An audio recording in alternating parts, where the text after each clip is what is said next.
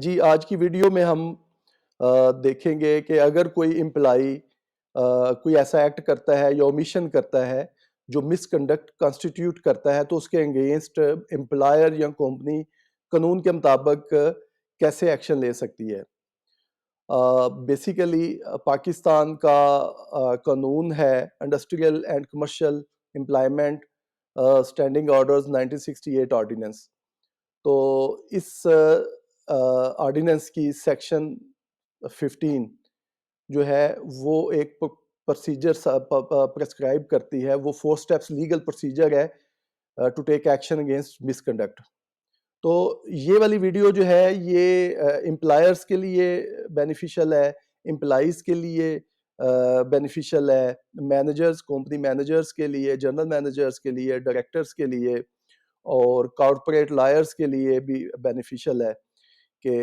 اور اس کے علاوہ باقی مسلینیس جو سٹیک ہولڈرز ہیں جو اپنے پیشہ ورانہ کام کے دوران ان کو مس کنڈکٹ کو ہینڈل کرنا پڑتا ہے، تو ان کے لیے یہ ویڈیو بہت ہی بینیفیشل ہے۔ سب سے پہلے ہم دیکھتے ہیں کہ مس کنڈکٹ ہے کیا۔ یہ آرڈر نمبر 15 جو ہے اسٹینڈنگ آرڈرز کا، اس میں اس کے مطابق مس کنڈکٹ میں سب سے پہلے ولفل انسبارڈینیشن اور ڈس اوبیڈینس ہے اپنے مینیجرز کی یا سپیریئرز کے آرڈرز کی، کہ کمپنی کے اندر کام کرتے ہوئے جو سینئرز آرڈر دیتے ہیں اس کی دانستہ طور پر اگر ڈس اوبیڈینس یا انسبارڈینیشن کی جائے تو وہ مس کنڈکٹ کے زمرے میں آئے گا۔ کام کے دوران اگر کوئی چوری کرتا ہے، فراڈ کرتا ہے، بد دیانتی کرتا ہے امپلائرز کے بزنس اور پراپرٹی کے حوالے سے، تو وہ بھی مس کنڈکٹ ہے۔ اگر وہ جان بوجھ کر جو امپلائر کی پراپرٹی ہے یا اس کے جو پروڈکٹس ہیں، جو اس کا سامان ہے، اس کو نقصان پہنچاتا ہے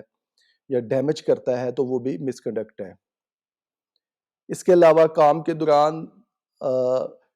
رشوت لینا، انلیگل گریٹیفیکیشن لینا، یہ بھی مس کنڈکٹ ہے۔ ہیبچول absence without leave یا absence without leave from more than 10 days، یہ بھی مس کنڈکٹ میں آتا ہے کہ بغیر چھٹی لیے کام سے 10 دن سے زیادہ غیر حاضر رہنا، یہ بھی مس کنڈکٹ ہے۔ ہیبچول لیٹ کمنگ یا ہیبچول لیٹ اٹینڈنس، کہ آپ اگر عادتاً لیٹ جاتے ہیں کمپنی کے اندر تو یہ بھی مس کنڈکٹ ہے اور امپلائر آپ کے خلاف ایکشن لے سکتا ہے۔ Habitual breach of any law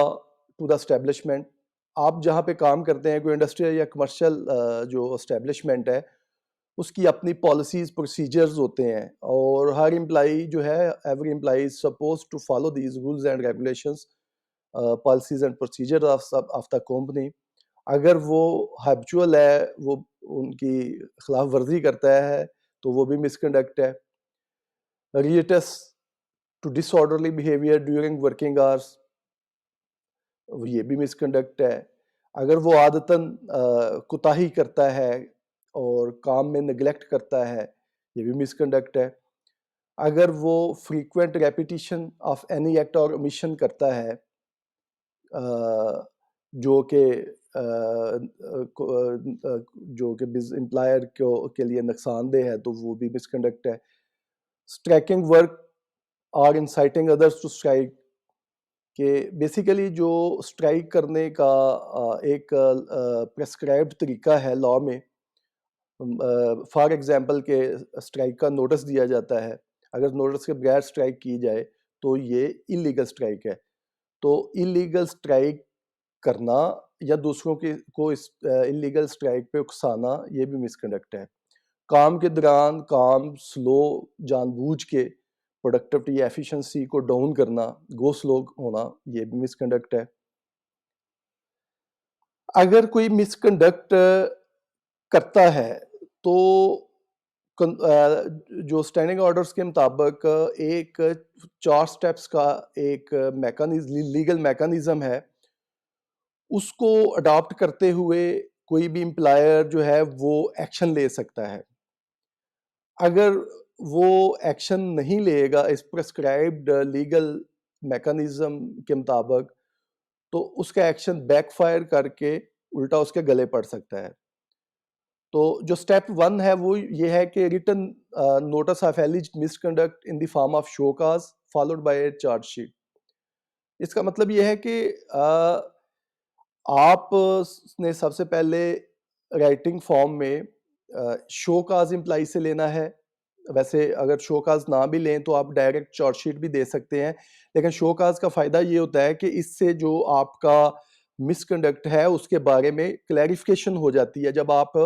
alleged employees کو شو کاز دیتے ہیں, اس کا جواب لیتے ہیں, تو پھر یہ ہوتا ہے کہ آپ کو کلیئرٹی آ جاتی ہے کہ یہ جو ہے وہ مس کنڈکٹ ہے, اور پھر آپ ایک ہیکٹک اور ایک ٹائم کنزیومنگ جو لیگل پروسیجر ہے اس سے بچ جاتے ہیں. آپ شو کاز لیتے ہیں, آپ دونوں چیزیں بھی کر سکتے ہیں. شو کاز پہلے لیتے ہیں, اس کے بعد آپ چارج شیٹ جو ہے وہ فریم کرتے ہیں. بلکہ ابھی میں یہاں پہ آپ کو بس سٹیپس گنوا دیتا ہوں, پھر آگے جا کے ڈیٹیل دیکھتے ہیں. پہلے سٹیپ پہ آپ نے چارج شیٹ فریم کی,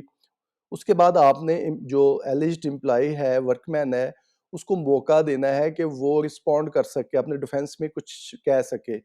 یہ جو ہے یہ اس کا لیگل رائٹ ہوتا ہے. تیسرا سٹیپ یہ ہوتا ہے کہ جو امپلائر ہے وہ امپلائی کو سسپینڈ کر سکتا ہے 4 دن کے لیے, اور ایک انڈیپینڈنٹ ڈومیسٹک انکوائری کنڈکٹ کر سکتا ہے. چوتھے سٹیپ پہ اگر انکوائری میں امپلائی جو ہے وہ گلٹی پایا جاتا ہے کہ وہ اس پہ جو ڈومیسٹک انکوائری ہے اس میں جو ایلیجڈ امپلائی ہے وہ اس کو پروو ہو جاتا ہے کہ اس نے مس کنڈکٹ کمٹ کیا ہے, تو پھر امپلائر جو ہے وہ پنشمنٹ کر سکتا ہے. پنشمنٹ کی بھی رینج ہے کہ وہ فائن کر سکتا ہے, ڈسمس کر سکتا ہے سروسز سے. اب ہم ان سارے سٹیپس کو ون بائی ون اس کو دیکھتے ہیں. سب سے پہلے آپ نے ریٹن جو نوٹس ہے وہ شو کاز کی صورت میں اور دینا ہے. اس کے بعد پھر آپ نے چارج شیٹ جو ہے وہ فریم کرنی ہے. اگر تو امپلائی کا جواب سیٹسفیکٹری ہے تو آپ سمپل آپ امپلائر جو ہے وہ مطمئن ہو جاتا ہے, تو وہ ایک وارننگ نوٹس دے کے اس پروسیس کو یہیں پہ اینڈ کر سکتا ہے. لیکن اگر وہ چارج شیٹ کی طرف چلا جاتا ہے تو چارج شیٹ جو ہے وہ سب سے پہلے یہ ہے کہ چارج شیٹ دی کب جا سکتی ہے. چارج شیٹ مس کنڈکٹ ہونے سے 1 مہینے کے اندر اندر, یا جب امپلائر کے نوٹس میں آئے کہ یہ مس کنڈکٹ ہوا ہے اس کے 1 مہینے کے اندر اندر وہ چارج شیٹ جو ہے وہ انیشیٹ کر سکتا ہے. چارج شیٹ جو ہے اس پہ اسپیسیفکلی تفصیل مینشن ہونی چاہیے مس کنڈکٹ کی, اور مس کنڈکٹ کی ڈیٹ اور ٹائم اس پہ مینشن ہونا چاہیے, اور 3 دن دینے چاہیے ورک مین کو کہ وہ اپنا چارج شیٹ کے اگینسٹ اپنا ڈیفینس جو ہے وہ دے سکے. اگر یہ بھی دیکھنا چاہیے, یہ نیچرل جسٹس کا رول ہے کہ اگر اس کو ایک ایمپل آف ٹائم دیں, کہ وہ سچویشن ٹو سچویشن ویری کرتا ہے, کہ اگر کوئی ایسا معاملہ ہے کہ اس پہ سویرٹی ایسی ہے, کوئی اس میں کوئی کمپلیکیشن ایسی ہے, تو وہ اس سے زیادہ بھی امپلائر ٹائم دے سکتا ہے اس کو ڈیفینس کے لیے. اگر ورک مین جو ہے وہ ریفیوز کر دیتے ہیں چارج شیٹ کو ایکسیپٹ کرنے میں, تو دین آپ چارج شیٹ جو ہے اس کو رجسٹرڈ پوسٹ کے ذریعے پوسٹ کر دیں گے, اور اس کا ریکارڈ جو ہے اپنے فائل کر لیں گے فردر پروسیڈنگ کے لیے. اور جو اگر وہ چارج شیٹ جو ہے اس کو ایکسیپٹ نہیں کرتا,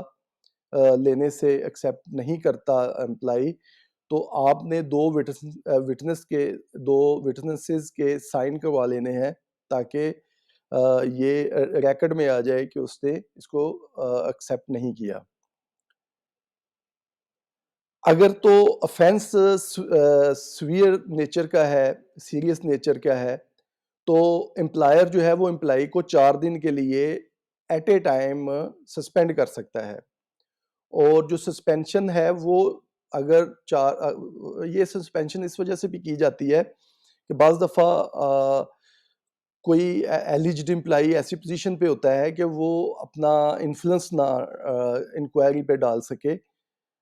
یا جہاں پہ امپلائر اپروپریٹ سمجھتا ہے تو وہ سسپینڈ کر سکتا ہے امپلائی کو، اور یہ سسپینشن جو ہے وہ ایکسٹینڈ بھی ہو سکتی ہے، اور یہ میکسیمم جو ہے وہ 4 ویکس تک سسپینڈ کر سکتے ہیں، اور جو سسپینشن کے آرڈر جب بھی دیں ریٹن فارم میں ہونے چاہیے، اور یہ قانون کے مطابق سسپینشن کے دوران امپلائر جو ہے وہ امپلائی کو جو اس کی سیلری ہے اس کا 50% تک پے کرنے کا پابند ہوتا ہے۔ اچھا، an opportunity is to be given to the workman to explain or respond to charges against him. تو یہ سیکنڈ اسٹیپ میں چیز آ جاتی ہے، جب آپ ورکمین کو چارجز فریم کرتے ہیں تو پھر اس کو آپ نے موقع دینا ہے کہ وہ اپنا ڈیفینس کر سکے، اور کوشش کریں کہ اگر تو آپ کا ایلیجڈ امپلائی جس کے خلاف آپ ایکشن لے رہے ہیں، اگر تو وہ چھوٹے لیول کا ورکر ہے تو اس کو اردو میں یا جو لوکل نیٹو لینگویج ہے اس کے اندر اس کو چارج شیٹ دیں تاکہ وہ اس کو سمجھ سکے۔ اگر تو ایکسپلینیشن انسیٹسفیکٹری ہے تو آپ ایک فارمل ڈومیسٹک انکوائری کنڈکٹ کر سکتے ہیں۔ Sometimes misconduct is so obvious, our workman admits it openly, verbally, but still not submit written response. تو اس صورت میں بھی جو امپلائی ہے امپلائر ہے جو کمپنی ہے وہ ڈومیسٹک انکوائری کنڈکٹ کر سکتی ہے۔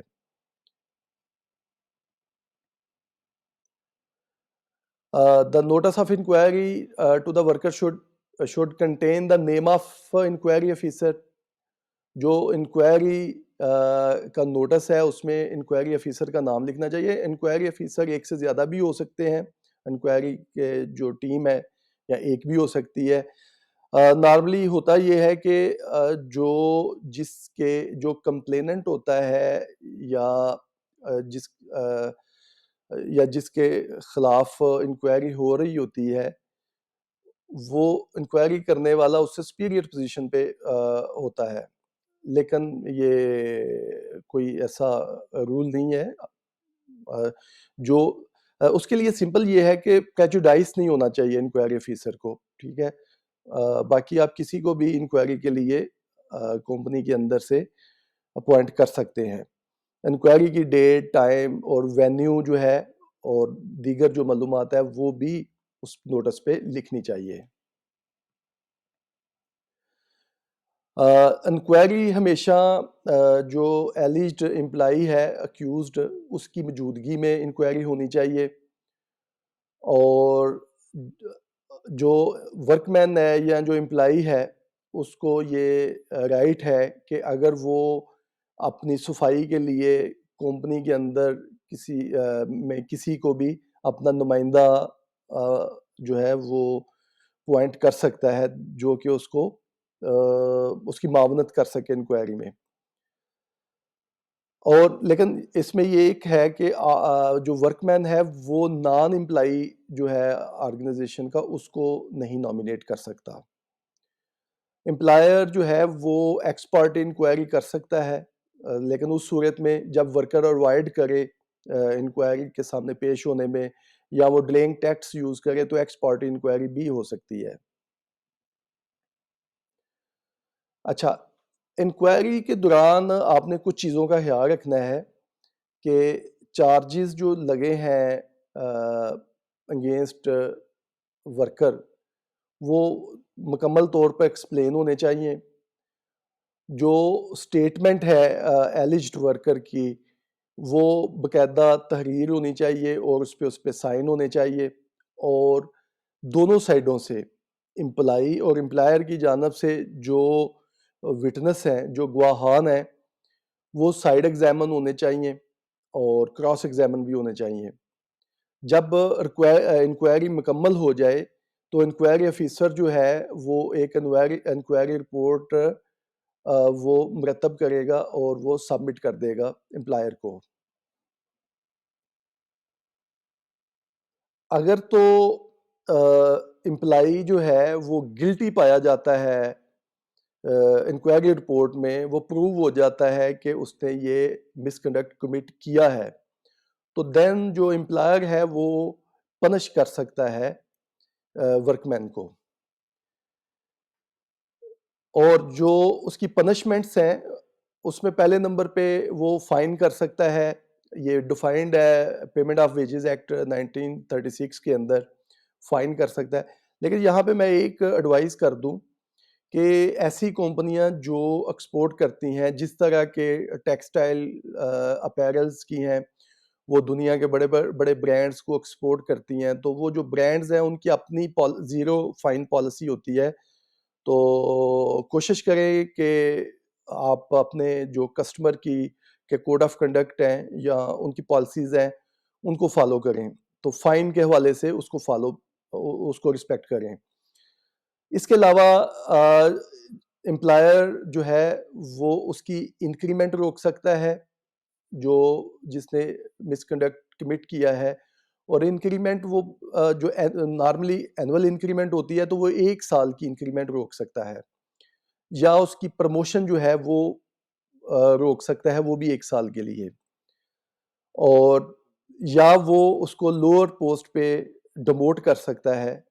ایز اے پنشمنٹ، یا اس کو سمپل وارننگ نوٹس دے کے بھی جو ہے وہ امپلائر چھوڑ سکتا ہے، لیکن یہ ڈپینڈ کرتا ہے اس کے اوفینس پہ، اور وہ جو امپلائر ہے وہ کتنا سیٹسفائیڈ ہے۔ اور سب سے سویئر ایکشن جو ہے وہ ڈسمزل ہے، کہ ڈسمس امپلائی جو امپلائر ہے، کمپنی ہے جس نے مس کنڈکٹ کیا ہے، اس امپلائی کو ڈسمس کر سکتا ہے، اور ڈسمس ہونے کی صورت میں جو امپلائی ہے اس کو جو compensation in lieu of notice دیا جاتا ہے، 1 منتھ نوٹس،